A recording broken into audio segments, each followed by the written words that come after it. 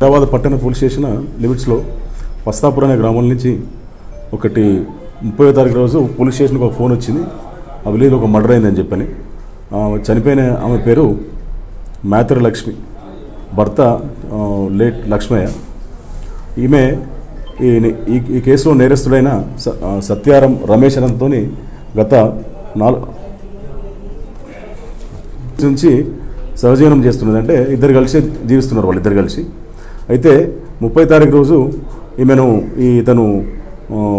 ఈమె ఇంట్లో ఒక సిలిండర్, మన ఎంటీ సిలిండర్తో కొట్టి తల మీద కొట్టి అతను హత్య చేయడం జరిగింది.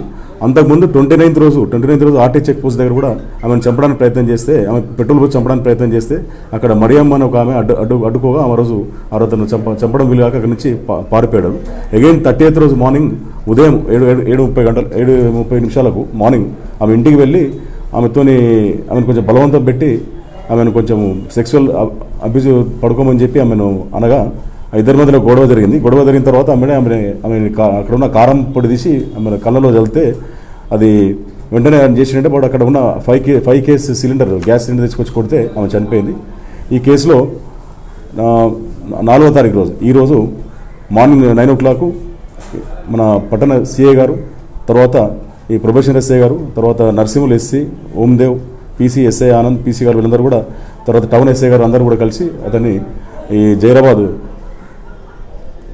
బస్టాండ్, ఆర్టీసీ బస్టాండ్ దగ్గర అతన్ని పట్టుకొని అరెస్ట్ చేయడం జరిగింది.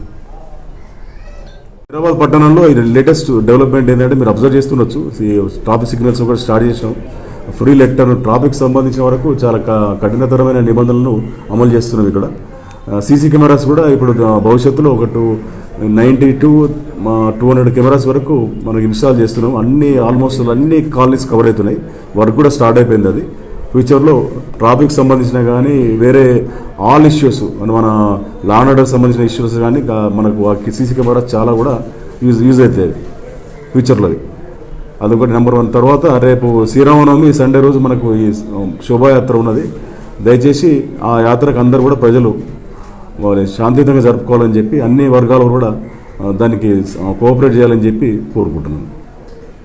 బిఫోర్ ఇతనితో సహజీవనం చాలా రోజులు సహజీవనం చేస్తుండే. ఈ మధ్యలో కొంచెం ఈయనను పట్టించుకోకపోవడం వల్ల అతని మీద ఆమె మీద ఒక కక్ష ఏర్పడి చంపడం జరిగింది.